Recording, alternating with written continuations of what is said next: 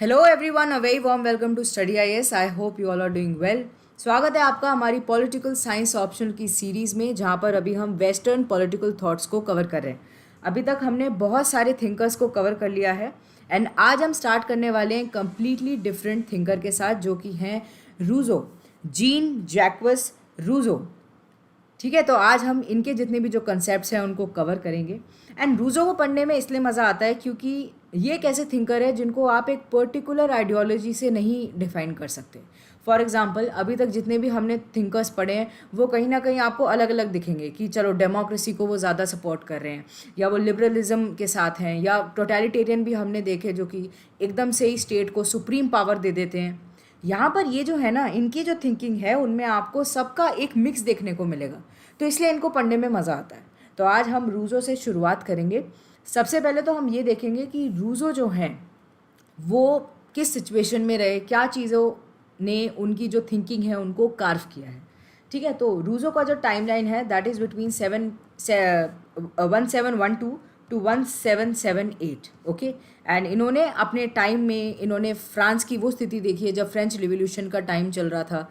And वहाँ पर बिल्कुल डिफरेंट हमें चीज़ें देखने को मिल रही थी। ठीक है, गवर्नमेंट जो सिस्टम था वो बिल्कुल रिवॉल्व कर रहा था एंड इसीलिए इनको कहा जाता है as the father of French revolution.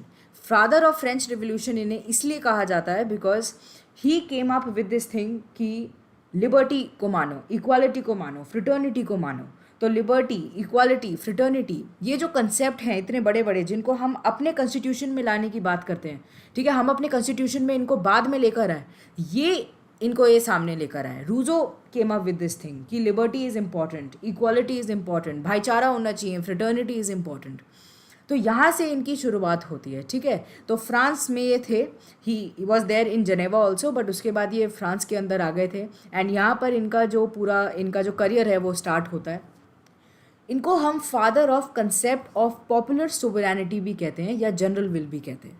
सबसे पहले हम समझते हैं कि ये पॉपुलर सोवरेनिटी क्या होती है। ठीक है, अभी तक हमने बहुत सारे थिंकर्स में भी सोवरेनिटी का जो कंसेप्ट है उसको कवर किया है।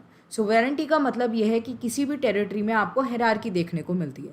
उस हेरारकी में भी एक सुप्रीम अथॉरिटी होती है, या जो इनके पास ज़्यादा पावर होगी, जो ज़्यादा इन्फ्लुएंशियल होंगे। तो यहाँ पर क्या है, यहाँ पे पीपल के पास सोवरेनिटी है, लोगों के पास पावर है। ठीक है, लोग क्या है, पीपल आर सोवरन। तो ये कंसेप्ट ये सामने लेकर आए। मतलब अभी तक हमने जितने भी जो थिंकर्स कवर करे, एरिस्टोटल हो गए, प्लेटो हो गए, ये क्या कहते हैं, ये स्टेट को बहुत ज़्यादा सुप्रीम मान लेते हैं। ठीक है, स्टेट सुप्रीमेसी में या स्टेट एब्सोल्यूटिज्म की तरफ चलते चले जाते हैं। ये जो है ये कहते हैं नहीं कि लोगों के पास अधिकार हैं, लोग हैं सोवरन। ठीक है, अब हमारे कॉन्स्टिट्यूशन में हम क्या देखते हैं, हमारा जो प्रियम्बल है उसकी स्टार्टिंग ही कैसे होती है। हमारे प्रियम्बल की स्टार्टिंग होती है that we the people of India. तो यानी उसकी पावर कहाँ से हम ले रहे हैं, सोर्स ऑफ पावर क्या है, हम लोग, हम सिटीजन्स। ठीक है, तो यहाँ पर इन्होंने पॉपुलर सोवरेनिटी के बारे में बताया। जनरल विल का जो कंसेप्ट है उसको हम एक्सटेंसिव रूप से आगे कवर करेंगे। तो आप ये समझिए कि इनको फादर ऑफ फ्रेंच रिवॉल्यूशन कहा जाता है, फादर ऑफ पॉपुलर सोवरेनिटी कहा जाता है। ठीक है, एंड इन्होंने भी ह्यूमन नेचर के बारे में बताया। हर थिंकर बताता है ह्यूमन नेचर के बारे में। क्यों? क्योंकि अगर आप ह्यूमन नेचर को डिफाइन कर देते हो तो बहुत ईजी हो जाता है बताना कि कैसी टाइप की सिचुएशन चल रही है, कैसे लोग एक्शंस लेने वाले हैं। तो इन्होंने बताया कि human nature is not bad. ये मानते थे कि इंसान खराब नहीं है। अब जैसे पिछले हमने थिंकर्स को कवर किया, वो क्या कहते थे, सेल्फिश हैं, डिसीटफुल हैं एंड सेल्फ इंटरेस्ट पर चलते हैं, राइट। ये कहते थे इंसान गलत नहीं है, सोसाइटी गलत है। ये सोसाइटी को गलत मानते हैं, सोसाइटी की इस्टेब्लिशमेंट को गलत मानते हैं। अब सोसाइटी क्या है, सोसाइटी बाद में आता है जब लोग सोशलाइज करते हैं, एक दूसरे के साथ मिलते हैं। ठीक है, सोसाइटी का concept is not something that is given to us naturally, ये बाद में फॉर्म होता है। इंसान तो अकेला ही आता है। अगर हम प्रिमिटिव एरा के टाइम पर देखें तो इंसान आदि मानव था, वो बस अपने लाइवलीहुड चलाने के लिए हंटिंग करता था एंड काफ़ी सारी चीज़ें टूल्स बनाता था, राइट। तो उस टाइम पे कहाँ थी सोसाइटी, सोसाइटी का फॉर्मेशन होता है बाद में। तो ये कहते थे कि इंसान गलत नहीं है, सोसाइटी गलत है। इंसान तो बहुत अच्छा है, man is essentially good, this is what he believed in. उसके बाद देखो, इनको कहा जाता है थिंकर ऑफ पैराडॉक्सेस। पैराडॉक्स का क्या मतलब होता है, पैराडॉक्स का मतलब होता है कि आप बिल्कुल कॉन्ट्रडिक्टरी स्टेटमेंट दे रहे हो। मतलब आप एक स्टेटमेंट दे रहे हो पर आप एक तरह से उसका कॉन्ट्रडिक्शन भी उसी स्टेटमेंट में दे रहे हो। इनकी बहुत सारी बातें आपको ऐसी देखने को मिलेगी। एक आप ये देखो, ये इनका एक बहुत इंपॉर्टेंट एक स्टेटमेंट है जो कि ये कह गए कि man is born free but everywhere he is in chain. मतलब इंसान आज़ाद है पर हर जगह इंसान के पास बेड़ियाँ हैं, इंसान चेन के अंदर है। यहाँ पर क्या है देखो, दो चीज़ें हमें, दो कॉन्ट्रडिक्टरी चीज़ें एक साथ देखने को मिल रही है। यहाँ पर इंसान को फ्री बताया जा रहा है और यहाँ पे इंसान को चेन में बताया जा रहा है। तो ये क्या है, दिस इज़ पैराडॉक्स। ठीक है, तो इनके अंदर हमें पैराडॉक्स देखने को मिलता है। Therefore he is called as a thinker of paradox. And यहाँ पर आपको क्या देखने को मिलेगा, इनकी जो थिंकिंग है उसने किसको इन्फ्लुएंस किया, उसने लिबरल्स को इन्फ्लुएंस किया जो कि लिबर्टी का कंसेप्ट लाते हैं, लिबरलिज्म में बिलीव रखते हैं। फिर डेमोक्रेट्स में, क्यों, क्योंकि ये डायरेक्ट डेमोक्रेसी को बहुत ज़्यादा सपोर्ट करते थे। He was a critic of representative democracy. फिर उसके बाद टोटलिटेरियन आपको यहाँ पर देखने को मिलेगा। फिर सोशलिस्ट आपको आइडियोलॉजी भी देखने को मिलेगी। तो इसीलिए इनको पढ़ने में मज़ा आता है क्योंकि काफ़ी सारे ना आपको चीज़ें मिक्सअप होती हुई नज़र आएंगी। ठीक है, डिफरेंट डिफरेंट आइडियोलॉजीज आती हुई नज़र आएंगी। And also he was a critic of modernity. ठीक है, 1750s के अंदर इनका बेसिक जो है इनका करियर स्टार्ट हुआ था। एक ऐसे कंपटीशन में इन्होंने पार्ट लिया था और वहाँ पर इन्होंने एक लिखा था ऐसे on the discourse on the arts and science. इसके अंदर इन्होंने साइंस के जो डीमेरिट्स हैं वो सब बताए थे। तो मतलब he was a critic of science in the age of science. ठीक है, ये हमें देखने को मिला। He was a critic of modernity, वो इन चीज़ों में नहीं मानते थे। एंड 1762 में उसके बाद ये क्या लेकर आए, ये अपनी बुक लेकर आए सोशल कॉन्ट्रैक्ट, जो कि आज जो हम डिस्कशन में ले रहे हैं रूसो को, सबसे मेजर पार्ट उनकी सोशल कॉन्ट्रैक्ट की थ्योरी है। जो उनकी बुक है वो बहुत ज़्यादा इंपॉर्टेंट है। वो हमारे लिए इंपॉर्टेंट है समझना कि उसमें वो क्या क्या बातें लेकर आए। अब देखो, इनकी जो बुक है सोशल कॉन्ट्रैक्ट 1762 में आई। इसका सेंट्रल थीम क्या था, हर बुक का एक सेंट्रल थीम होता है, किसी बेसिस पर किसी भी बुक को पब्लिश किया जाता है। तो इनका जो मेन थीम था दैट वाज फ्रीडम। अब फ्रीडम क्या है, फ्रीडम का मतलब यह है कि इंसान अपने लिए डिसीजंस ले पा रहा है, इंसान अपने विल पर चल रहा है। ठीक है, तो ये सोशल कॉन्ट्रैक्ट की पूरी थ्योरी में ये फ्रीडम के बारे में बताते रहे। ये मानते थे कि फ्रीडम ही सुप्रीम है एंड इंसान के पास फ्रीडम ज़रूर होनी चाहिए। तो यहाँ पर आपको क्या देखने को मिलेगा, इनकी थ्योरी में आपको देखने को मिलेगा इंपॉर्टेंस ऑफ फ्रीडम। अब ये भी स्टेट ऑफ नेचर को लेकर आते हैं। स्टेट ऑफ नेचर को इसलिए थिंकर्स लेकर आते हैं क्योंकि आसानी होती है बताने में कि वो किस टाइप की जो स्टेट है वो लेकर आना चाहते हैं या किस टाइप का वो पॉलिटिकल सिस्टम फॉर्मेशन लेकर आना चाहते हैं, राइट। तो यहाँ पे इन्होंने स्टेट ऑफ नेचर के बारे में क्या बताया, ही सेड कि as man is essentially good, state of nature is a state of bliss. State of nature एक ऐसी जगह है जहाँ पर इंसान खुश है, जहाँ पर इंसान के पास ब्लिस है, वो हैप्पी है, फ्री है, पीसफुल है एंड आइसोलेटेड है। आइसोलेटेड का मतलब ये है कि वहाँ पे वो अलग रह रहा है। ठीक है, यहाँ पर आपको सोसाइटी का कंसेप्ट देखने को नहीं मिल रहा है। सोसाइटी तो बाद में फॉर्म होती है। तो यहाँ पर क्या है, आपको कोई कॉन्फ्लिक्ट भी नहीं दिख रही, कोई कॉरपोरेशन भी नहीं दिख रहा, लोगों के बीच में आपको ना कॉन्फ्लिक्ट दिख रही है, ना लड़ाई दिख रही है, ना ही आपको दिख रहा है कि लोग बहुत ज़्यादा एक दूसरे के अंदर जैसे कहते हैं ना सोशलाइज कर रहे हैं एक दूसरे से। ना ही आपको वर्च्यू दिखाई देता है, ना ही आपको वाइस दिखाई दे रहा है, यानी मोरालिटी का कंसेप्ट नहीं है। ठीक है, गुड बैड मोरालिटी ये सब का कंसेप्ट नहीं है कुछ भी स्टेट ऑफ नेचर में। ना ही कोई अथॉरिटी है, ना ही कोई मोरालिटी का कंसेप्ट है एंड लोग अपने पर्सनल विल पर चल रहे हैं। ठीक है, ये है इनके मायने में स्टेट ऑफ नेचर। एंड ये मानते थे कि स्टेट ऑफ नेचर एक अच्छी जगह है, it's a state of bliss. क्यों, क्योंकि इंसान असेंशियली गुड है, इंसान बुरा नहीं है, इंसान अच्छा है। अब इंसान अच्छा है तो इंसान किसी को हार्म भी नहीं करेगा एंड अपना जैसी ज़िंदगी उसको जीनी है वैसी जिएगा। तो ये कंसेप्ट वो लेकर आते हैं। अब ये जो आपको ये स्टेट ऑफ नेचर का कंसेप्ट देखने को मिल रहा है, इसमें इंसान आपको एक तरह से जानवर के रूप में देखने को मिलेगा। ठीक है, एनिमल्स क्या करते हैं, वो भी तो ऐसे ही जीते हैं। ठीक है, वो भी आइसोलेटेड दिखते हैं, पीसफुली अपने मस्त अपना जी रहे हैं फॉरेस्ट के अंदर। ठीक है, तो ये क्या है, एक तरह से हमें देखने को मिलता है कि ह्यूमंस कैसे जी रहे हैं, एनिमल्स की तरह जी रहे हैं, या जैसे हम पहले आदि मानव के टाइम पर जीते थे। बट इन्होंने बताया कि माना हमारे एंड एनिमल्स में हमें सिमिलैरिटी देखने को मिल रही है स्टेट ऑफ नेचर में, बट हम लोग अलग हैं।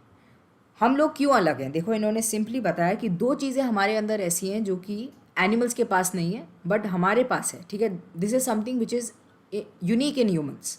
अब इसमें सबसे पहली चीज़ आती है फ्रीडम। ठीक है, फ्रीडम क्या है, फ्रीडम एक क्वालिटी है जो कि ह्यूमंस के अंदर है, इसलिए फ्रीडम को इतनी ज़्यादा इंपॉर्टेंस देते हैं। अब फ्रीडम का क्या मतलब है, फ्रीडम का मतलब है कि हम अपने डिसीजंस ले सकते हैं, हमें पता है हमारे लिए क्या चीज़ सही है, क्या चीज़ सही नहीं है, हमें किस चीज़ की रिक्वायरमेंट है, किस चीज़ की रिक्वायरमेंट नहीं है। दूसरी चीज़ ये कंपैशन। कंपैशन का मतलब होता है कि वी फील पेन अगर हम किसी को पेन में देखते हैं, ठीक है। इंसान के अंदर कंपैशन होता है, हमारे अंदर फीलिंग्स होती हैं कि अगर हम किसी और ह्यूमन को देखेंगे कि वो पेन में है, वो दर्द में है, तो हमें लगेगा कि हमें उसकी मदद करनी चाहिए। तो ये दो चीज़ें ऐसी हैं, फ्रीडम एंड कंपैशन, जो कि इंसान के अंदर है, जो एनिमल्स के अंदर नहीं है, इसलिए हम डिफरेंट हैं, ठीक है। तो ये इन्होंने बात करी।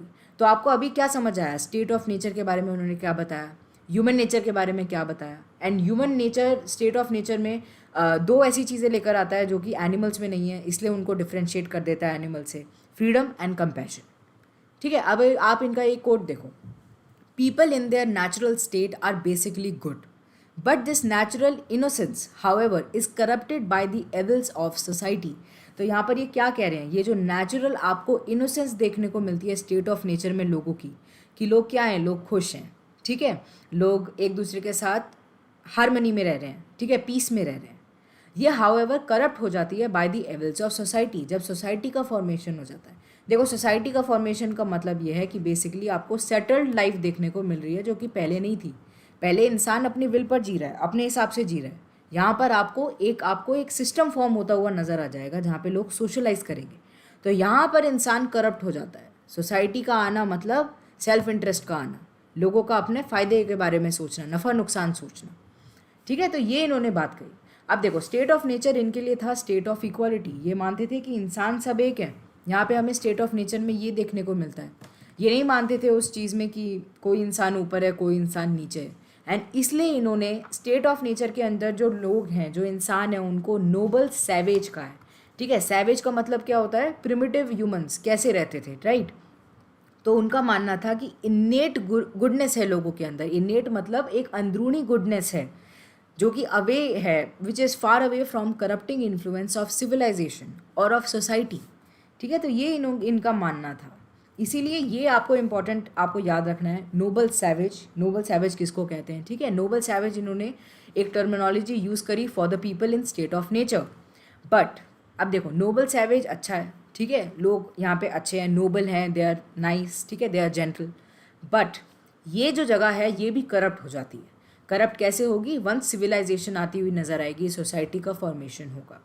अब देखो, यहाँ पर एक बहुत इंटरेस्टिंग बात रूज़ो के अंदर आपको ये देखने को मिलेगी कि अभी तक जितने भी थिंकर्स हैं वो क्या बताते हैं, वो रीज़न को बहुत ज़्यादा तवज्जो देते हैं। वो कहते हैं रीज़न इंसान के अंदर होना चाहिए, reason is equal to enlightenment, and reason से इंसान बुद्धिमान होता है, उसे नॉलेज मिलती है, राइट।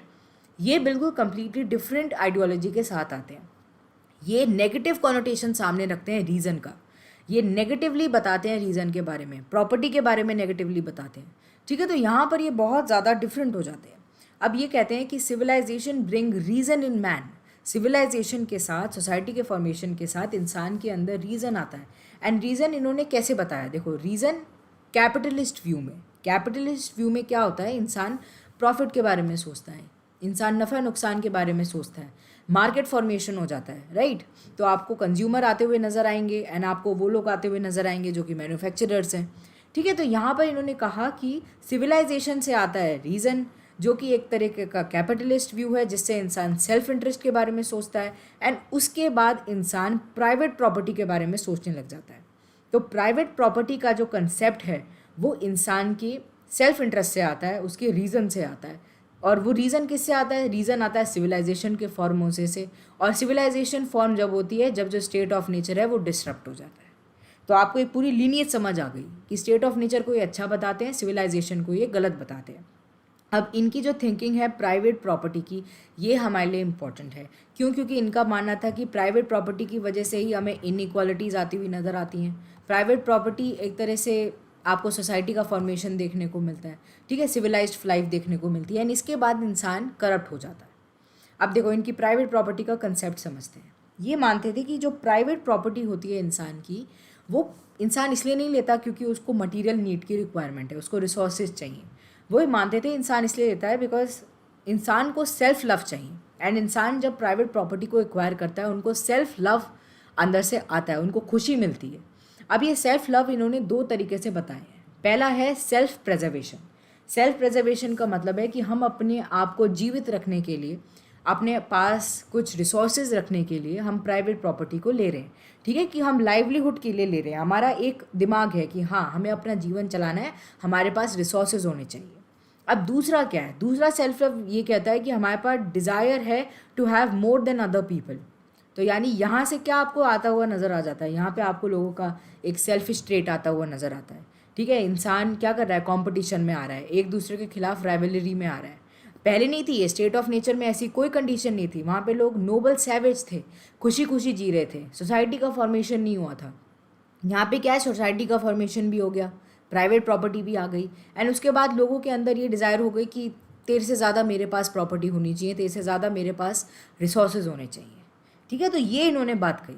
उसके बाद देखो, person who demarcated land and claim that land lead to the foundation of private property, ठीक है, उसके पास प्राइवेट प्रॉपर्टी आ जाती है। ये उन्होंने बताया कि जो इंसान डिमार्केट कर देगा लैंड को एंड उसके बाद क्लेम कर देगा कि ये मेरी ज़मीन है, उसको वो ज़मीन मिल जाएगी। ऐसे प्राइवेट प्रॉपर्टी का इनिशिएशन हुआ।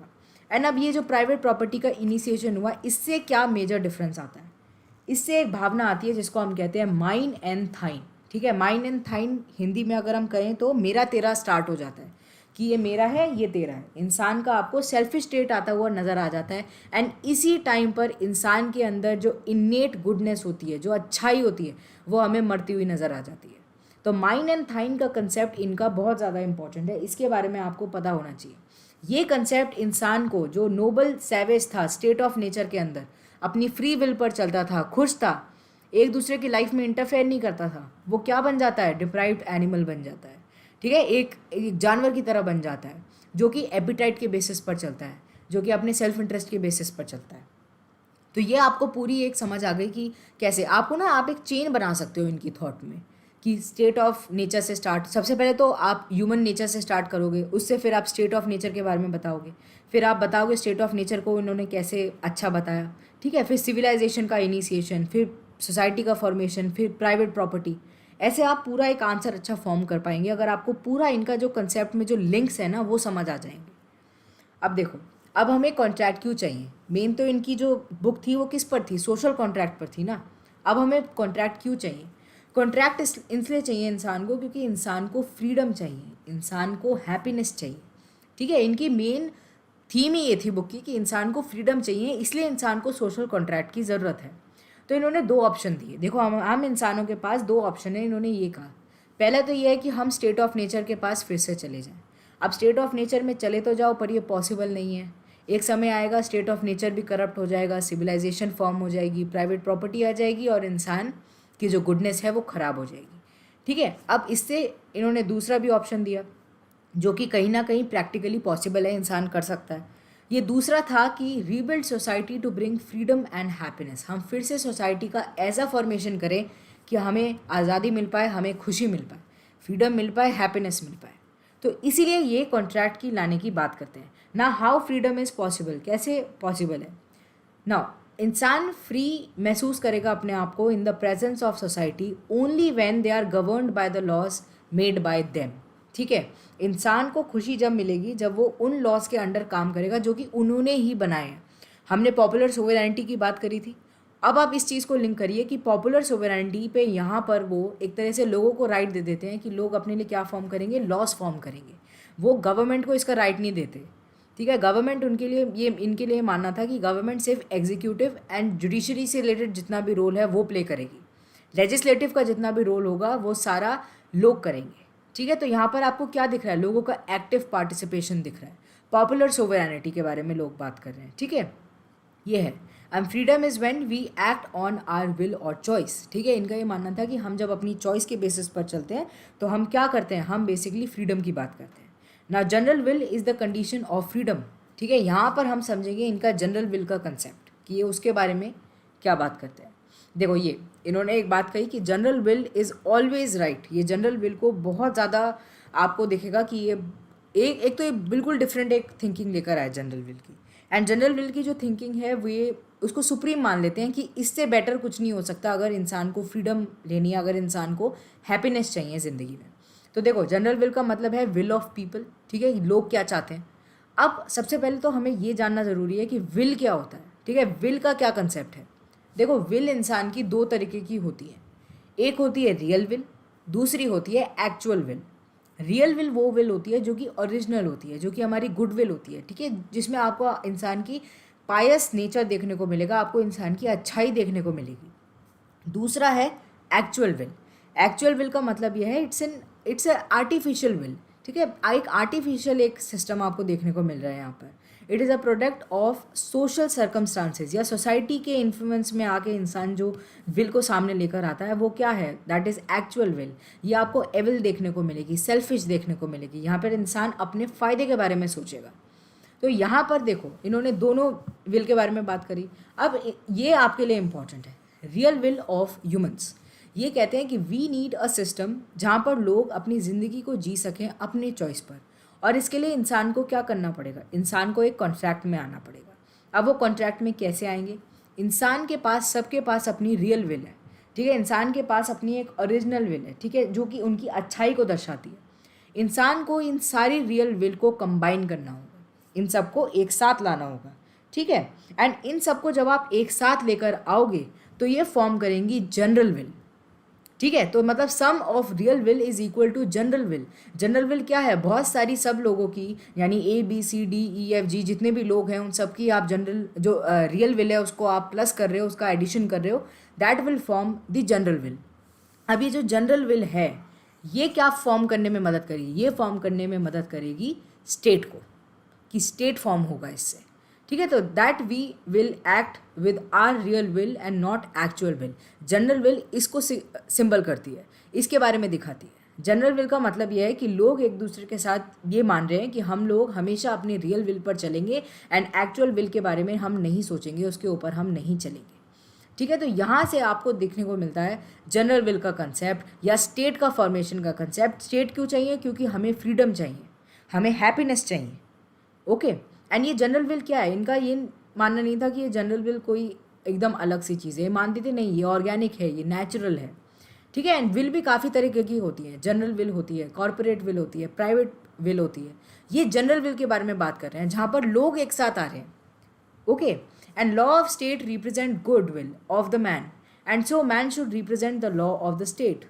अब जो लॉज फॉर्म करेगा स्टेट, वो किसने बनाए, लोगों ने ही तो बनाया, एंड लोग अच्छे हैं, ठीक है। तो लोगों को क्या करना चाहिए, लोगों को उन लॉज को मानना चाहिए, लॉज ऑफ द स्टेट को मानना चाहिए। क्यों, लॉज ऑफ द स्टेट क्या है, लॉज ऑफ द स्टेट लोगों की जनरल विल को रिप्रेजेंट कर रहे हैं, ठीक है। यहाँ पे आप लॉ भी लिख सकते हो, ठीक है। तो आपको इस ये जो आपने देखा, ये जो पूरी इक्वेशन आपको देखने को मिल रही है, इसी से आप पूरा कंसेप्ट समझ सकते हो कि sum of real will general will form करती है जो कि स्टेट है, ठीक है। General will is equal to state. तो अगर आप लॉज को मान रहे हो, ठीक है, लॉस को मान रहे हो, लॉ एंड ऑर्डर को मान रहे हो, तो आप क्या मान रहे हो, आप अपनी जनरल विल को रिकॉग्नाइज कर रहे हो कि आप सब लोग एक दूसरे के साथ आए हो, तो हमें क्या करना है, we should obey the laws. क्यों, क्योंकि obeying the law is equal to obeying our real wills, जो कि हम सबके अंदर रिसाइड करती है, जो कि हमारी अच्छाई को दर्शाती है। अब ये एक और चीज़ बात कहते हैं, ये कहते हैं you are more free when you obey law of the state. ये मानते थे कि इंसान ज़्यादा आज़ाद है, इंसान के पास ज़्यादा फ्रीडम है जब वो लॉज को मान रहा है, ठीक है। क्यों, क्योंकि देखो लॉ क्या है, लॉ जनरल विल ने बनाया है, ठीक है, that is equal to the sum of real will. Real will लोगों के अंदर होती है, लोग क्या हैं, लोग एसेंशियली गुड हैं। तो आपको ये पूरी, आपको इसमें ये जो इनका कंसेप्ट है ये समझाना है। ये है इनकी थ्योरी ऑफ सोवरेनिटी या पॉपुलर सोवरेनिटी या जनरल विल, ठीक है। ये इन्होंने कहा, यहाँ पर ये बताते हैं कि लॉ का कितना ज़्यादा इंपॉर्टेंस है। क्यों, क्योंकि लॉ लोग ही तो बना रहे हैं, लोगों की अच्छाई तो लॉ बना रही है जिससे उनको फ्रीडम मिल सके। तो ये इन्होंने यहाँ पर बात करी थी। अब these law should emerge by the direct participation. अब ये लॉ कैसे आएंगे, ये नहीं है कि आपने स्टेट का आप अगर लेकर आए हो, ठीक है, अगर आप कंसेप्ट लेकर आ रहे हो स्टेट का तो स्टेट फॉर्म करेगा, नहीं, लोगों के पास अथॉरिटी है कि लोग अपने लिए लॉज बना रहे हैं। एंड यहाँ पर लोगों के पास अगर अथॉरिटी आती है तो हमें क्या देखने को मिलता है, हमें कंसेप्ट ऑफ डायरेक्ट डेमोक्रेसी देखने को मिलती है, ठीक है। डेमोक्रेसी के भी डिफरेंट डिफरेंट कंसेप्ट्स होते हैं, आगे आगे आप पढ़ेंगे। रिप्रेजेंटेटिव डेमोक्रेसी होती है, पार्टिसिपेटरी होती है, कॉन्स्टिट्यूशनल होती है, मेजॉरिटेरियन होती है, ठीक है। तो यहाँ पे आपको डायरेक्ट डेमोक्रेसी देखने को मिलेगी। डायरेक्ट डेमोक्रेसी का मतलब ये है कि लोग जो हैं वो पार्टिसिपेशन आपको देखने को मिल रहा है उनका, लोग अपने लिए लॉस फॉर्म कर रहे हैं। अब ही was a critic of representative democracy. Representative क्यों, देखो लो रिप्रेजेंटेटिव में क्या है, हम लोग क्या करते हैं अपने लिए, जो अपने जो भी जो MLAs हैं या MPs हैं, ठीक है, उनको वो हमें रिप्रेजेंट कर रहे हैं। हम डायरेक्टली इन्वॉल्व नहीं हैं अपने जो स्टेट है उनके अफेयर्स में, हमारे रिप्रेजेंटेटिव हैं। मतलब डेमोक्रेसी भी एक तरह से रियल डेमोक्रेसी नहीं देखने को मिलती, इसलिए ही was a critic of representative democracy and he supported direct democracy जहाँ पर लोगों के पास पार्टिसिपेशन हो। तो यहाँ पर इन्होंने ये बात करी थी। अब इनका एक स्टेटमेंट है, man should be force to be free. ये कहते थे कि इंसान को फोर्स करो कि वो फ्री हो। अब यहाँ पर भी आपको इनका पैराडॉक्स देखने को मिल रहा है, ठीक है। फोर्स एंड फ्री, इंसान फ्री है, फोर्स है, ठीक है, दोनों बिल्कुल डिफरेंट है। आप किसी इंसान को फोर्स कर रहे हो तो कहीं ना कहीं आप उनकी लिबर्टीज छीनोगे, राइट। तो यहाँ पर फोर्स एंड फ्री तो एकदम एक दूसरे से कनेक्ट ही नहीं करते। तो यहाँ पर आपको इनका वो जो इन्हें थिंकर ऑफ पैराडॉक्सेस कहा जाता था वो देखने को मिल रहा है कि ये फोर्स की भी बात कर रहे हैं एंड ये फ्रीडम की भी बात कर रहे हैं। अब देखो इन्होंने गवर्नमेंट के बारे में क्या कहा। हमने इतनी सब बात करी, इन्होंने डेमोक्रेसी के बारे में क्या कहा, लॉस के बारे में क्या कहा। ये गवर्नमेंट के बारे में क्या कहते हैं? ये गवर्नमेंट के बारे में कहते हैं कि गवर्नमेंट का काम है लोगों को फ्रीडम प्रोवाइड करना, executive as well as judicial functions को पूरा करना। गवर्नमेंट सिर्फ एक एजेंसी है जो कि लोगों की जनरल विल को एनफोर्समेंट में लेकर आएगी। लोग जो अपनी रियल विल्स को कंबाइन कर कर जनरल विल फॉर्म कर रहे हैं जो कि स्टेट को पावर देगी, ठीक है, वो उसको एनफोर्स करने वाला कौन है? उसको एनफोर्स करने वाला गवर्नमेंट है।